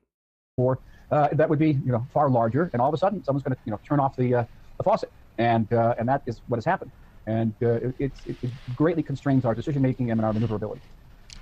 I assume that the reason that they didn't take your advice, although obviously they do have their own arms industry in Israel, is simply the economics of it, because Israel has a budget and it can't be so imbalanced toward armaments. Is that the problem? Well, that was the argument that the Army gave me. The Army is a very powerful lobby in Israel. And they said, listen, we've already spent the money. But American aid to Israel, and of course we deeply appreciate the aid, comes to about $4 billion a year. Once upon a time, that was a huge share of Israel's defense budget. It was about 50%. Today, it's about 15%. And the question is, okay, what are the opportunity costs that are lost by receiving the $4 billion? We can't sell it to whom we want. We have to buy things that basically the United States tells us to buy because that's $4 billion. Right. Nothing for nothing and very little for sixpence is something that my father repeated to me. And when Israel takes this $4 billion a year subsidy, all right, it comes with a huge price. So this is why I think Israel and the United States would be better off with a more distant relationship, and Israel would be better off standing on its own 2 feet without this American $4 billion a year subsidy. $4 billion are in essence a subsidy for the American arms industry. All that money is spent in the United States on American arms. And I think it also that type of relationship where we are the receiving of largesse from the United States opens us up to charges by politicians, and I won't name them, but you know them, who say, well, we can criticize Israel because we give you money, right? And I don't think that is I don't think that's appropriate for a country which is strong, which is affluent, and lives in a tough neighborhood. We can't afford to broadcast that type of dependency and weakness. So I recommend that we get into a relationship of equality, of cooperating with the United States, and not be on the receiving end, but really be a partner in areas like cyber defense, laser defense, certainly intelligence, weapons development, and that's a healthy relationship, and I hope we go to that. At the same time, we will achieve munitions production independence in the future. So would it be a curse or a blessing or mixed if, let's say, next year an American administration would announce no more military aid to Israel? Well, it depends if we were in a position at that point to be independent. It would be very, very difficult if we weren't. And then, we would be... Yeah, it's really hard to wean yourself off subsidies. Subsidies damage your character, right? They create incentives for all sorts of maladaptive and lazy behavior, right? Chiropractors are behind some massive scam promising to cure autism. So whenever you find chiropractors, you find an astronomical number of scams. Dozens of Queenslanders living with autism spectrum disorder are finding their voices thanks to groundbreaking technology treating the brain. 2 weeks ago, Nine's Queensland viewers were told about the work of Dr. Genevieve Daramaraj, who claims to have great news for people with autism. After intensive sessions using new digital therapies under the supervision of Brisbane's Dr. Genevieve Daramaraj, Halo Lee is now one of 33 patients turned verbal. Yes, red lasers from something that looks like Doctor Who's sonic screwdriver pointed at a child's head, somehow bringing speech to the non-verbal. With Dr. Daramaraj's Brisbane clinic, Nurturing Brain Potential, sharing a handy diagram on Facebook of how the technology works. And Dr. D wasn't just popping up on Nine, she was also selling the cutting-edge technology on Nine's Radio 4BC, telling Peter Fegan the technology... It's basically building new pathways in the brain, and we can do that with cutting-edge technology like photobiomodulation, which is lasers. We use neurosage, digital technology. And on 7 Sunrise... You know what really does build new pathways in the brain? Having friends, right? Being connected with your family. Right, having to balance all sorts of competing desires and whims and passions from the people around you, and at the same time trying to hold on to what you consider important, but having people in your life, staying connected with people in your life, and then navigating an ever-changing and complicated world, that really does build new pathways in the brain. The on-screen graphics told us about the laser therapy wonders and how light and laser activates the brain and body's healing capabilities, with the doctor going on to tell Sunrise viewers too about that incredible tech. The things that we're using as well is cutting-edge technology like photobiomodulation, and we're stimulating the brain. So, who is Dr. Daramaraj? Right, with scamsters, they usually, and fraudsters, intellectual frauds, they're always using this highfalutin language that doesn't usually end up meaning anything. A leading expert on the brain, autism and neuroscience? No. She's a chiropractor, something that 9, 7 and 4BC forgot to tell their audience. But 9 at least did have a leading international health specialist to back her up, explaining... Once we find the area of the brain that's weak, we stimulate these areas and basically build up these networks. And is he an expert in autism, the brain and neuroscience? No. Dr. Kyle Daigle is also a chiropractor. Yeah. Scam after scam from chiropractors. All right, here's a fair dinkum expert, the evolutionary psychology of love, lust, and cheating by an academic who works with Robin Dunbar. Nice to see you again. I really enjoyed our first conversation. We talked about dads, the importance of fatherhood.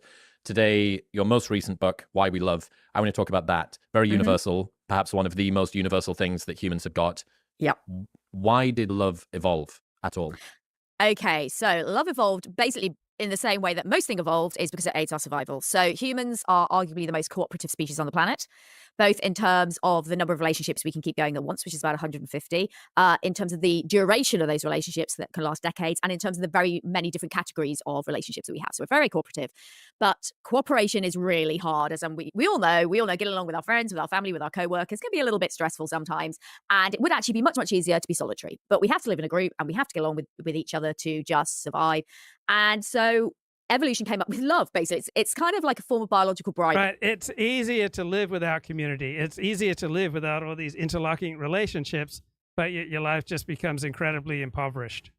At the most basic level. So it's a set of neurochemicals which motivate and reward you for starting and then maintaining what we call your survival critical relationships. So those relationships that are critical to you, both surviving on a day-to-day basis, but also passing your genes down to the next generation. So at the most basic level, that is all love is. It's just this biological bribery to make us feel good about doing this really quite difficult thing. Are there... Of course, there are spiritual, religious, cultural, all sorts of other ways to understand love, but I think it's just a breath of fresh air to understand the evolutionary reasons for why we fall in love. Any animals that don't have love? Are there any animals that haven't evolved? I don't care about animals. Going back to the biological bribery, is this just a neurochemical motivation in that way? It's a motivation in terms of, yes, so dopamine's evolved, and dopamine is the hormone of motivation.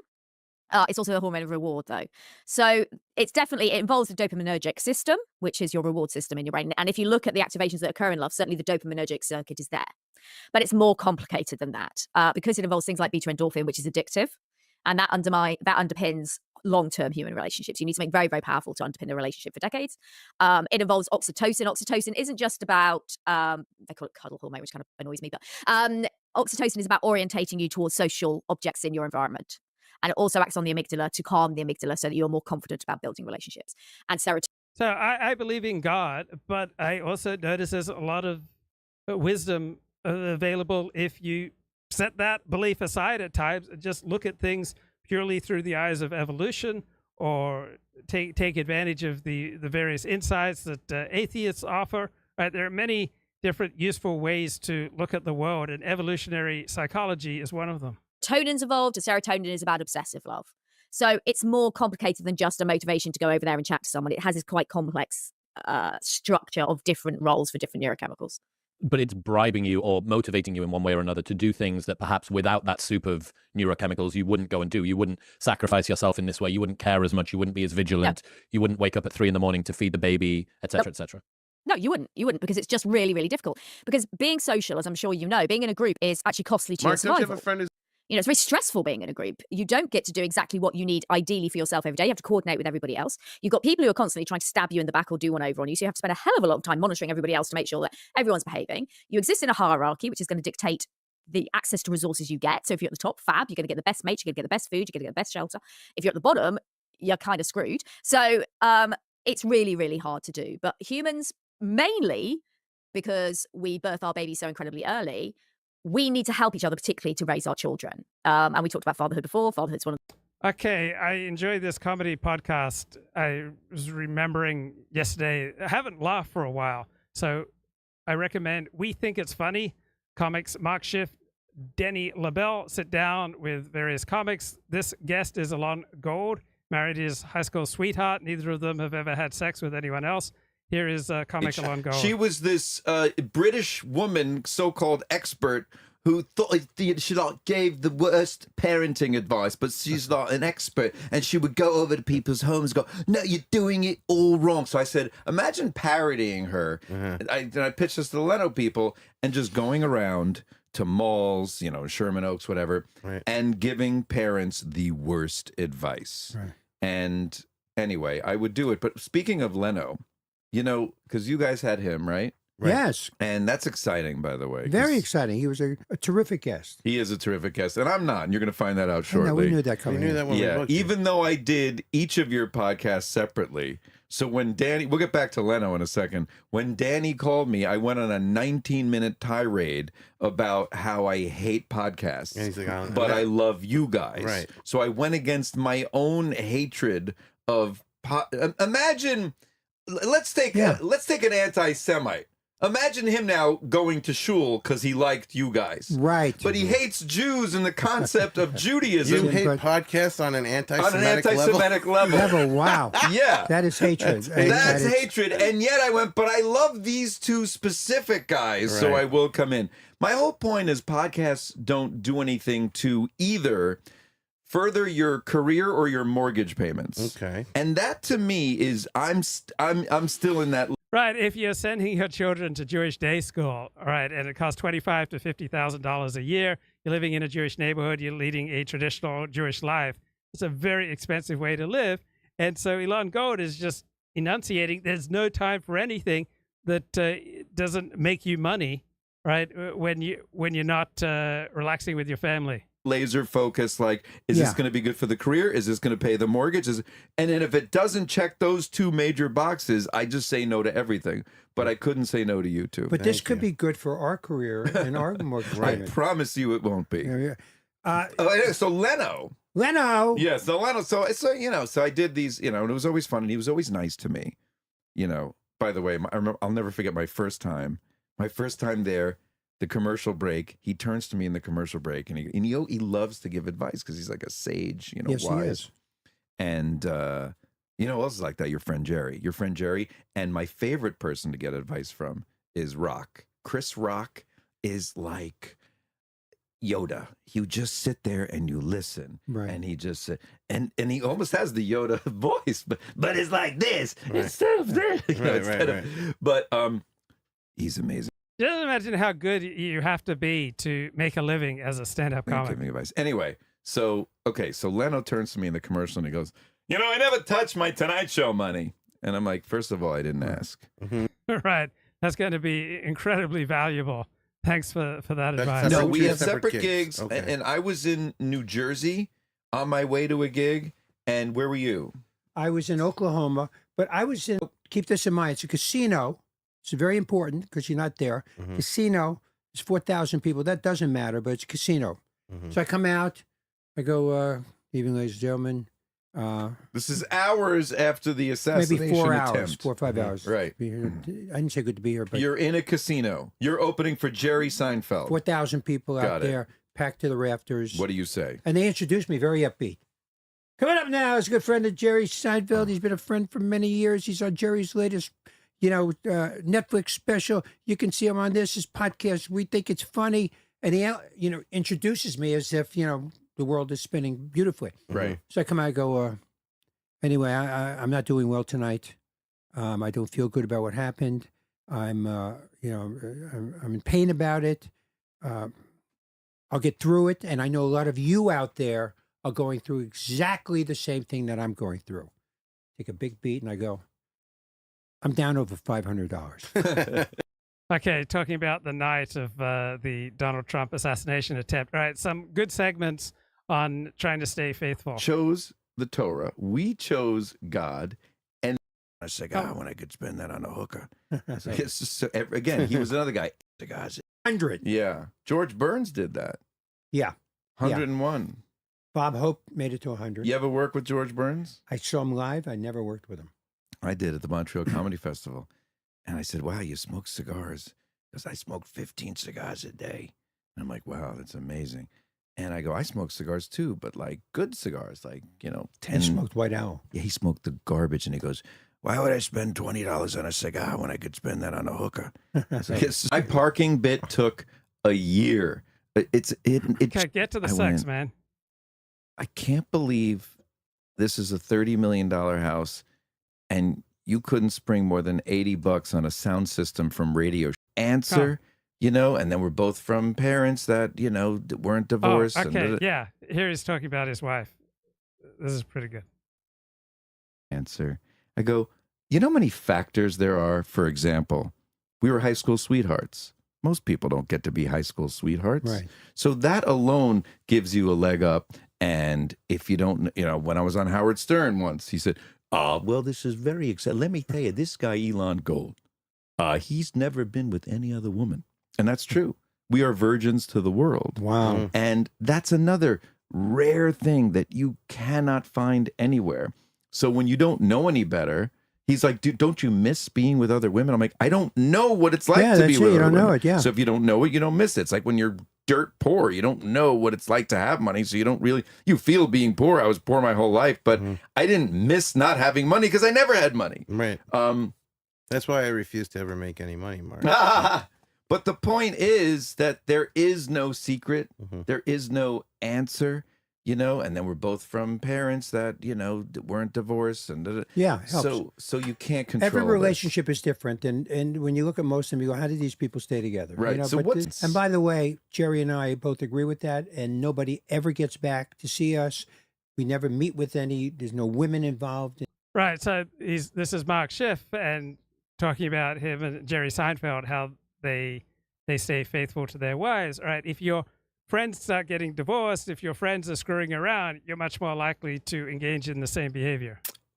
I stay away from other women. Right. I never even talk to them. Is that true? Yeah, yeah. I'll never. You know that they wouldn't be interested in you anyway, right? I started doing this when they might have been. Oh, back in the day. Yeah, I'm not saying they would have been. I said they might have been. Right. So I ascribe to that rabbinic, you know. Really? Build a fence. And by the way, Jerry and I both agree with that. And nobody ever gets back to see us. We never meet with any. There's no women involved. And see, that is fascinating. I noticed that when I was at a gig that he was performing at. And not only is there no like meet and greet, but Elvis has left the building within a second. We leave of within goodnight. 20 seconds. 20 seconds. And what does that do? It stops the groupies. Stops everything. There may be some people waiting at the airport, and you know when we go through the gate, you know he'll sign or something. But pretty much, so the women thing, I get her flowers every Friday. You do? Every Friday, I buy flowers. The it's thing the 3 A's. You don't know is that she's allergic to flowers. The 3 A's. It's if any of the 3 A's are out of whack, it's appreciation, affection, and appreciation, affection, asphyxiation. Asphyxiation. That's hilarious. The third one. Yeah, but there it is. Affection is something that I always kvetch about that I don't get enough back. Do you? Of course. So what is that about? I wrote a joke about it today. What?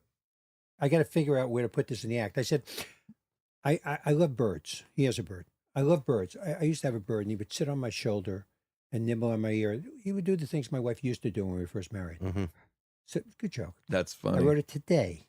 That's so funny. So, and I just try to show respect. Wait, but there's so much more to that. There is. Right. I didn't There's have time so to much see you. more to that. And then you have to do the thing about, you know, and then it gets weird when they poop on you. Right. Yeah, that's I mean, you have a whole different type of affection. No, you have. Because you may have. There was a rabbi in Israel that had like 28 hours of marriage shears, you know, talks. Wow. A lot of hours. By the way, I was at Comedy and Magic. I saw your buddy Paul Reiser also. Long time. By the way, all my friends got married and stayed married. The guys that I started with, Reiser, Larry Miller. Yeah, he's married 35 years. Reiser's married 38 something. Jerry's married 24, 25 years now. Wow. No divorces, no fooling around. You know, I mean, that's amazing. Yeah. But I just saw Jerry on a podcast talk about how comedians aren't good with marriage because it's such a lone act. You're so alone in life and on stage. You don't want a partner at all, not in your work, in your home. And he goes, that's why most comedians are either never get married or they get married and then get divorced. He knew it was the right thing to do to have a family. Well, he did it smart because he did it late. You either do it really late or really early. Right. So Jerry was a renowned pussy hound for years and years and years. But unlike women, all right, men can play the field and then settle down. But women who screw around, they're highly unlikely to stay married.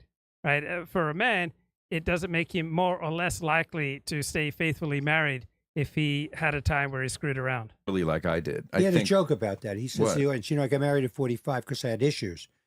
I was enjoying those issues very much. Oh, God. But, yeah, it's a great joke. That's funny. He doesn't do that. He doesn't do dirty. He doesn't do sex. It's unbelievable. No. It's so weird because sex is such a big part of life. You know what I mean? Yeah. Like, what else is there? I have that bit that I did on James Corden show, and I because everything in my head. Okay, so this is the comedy podcast. We think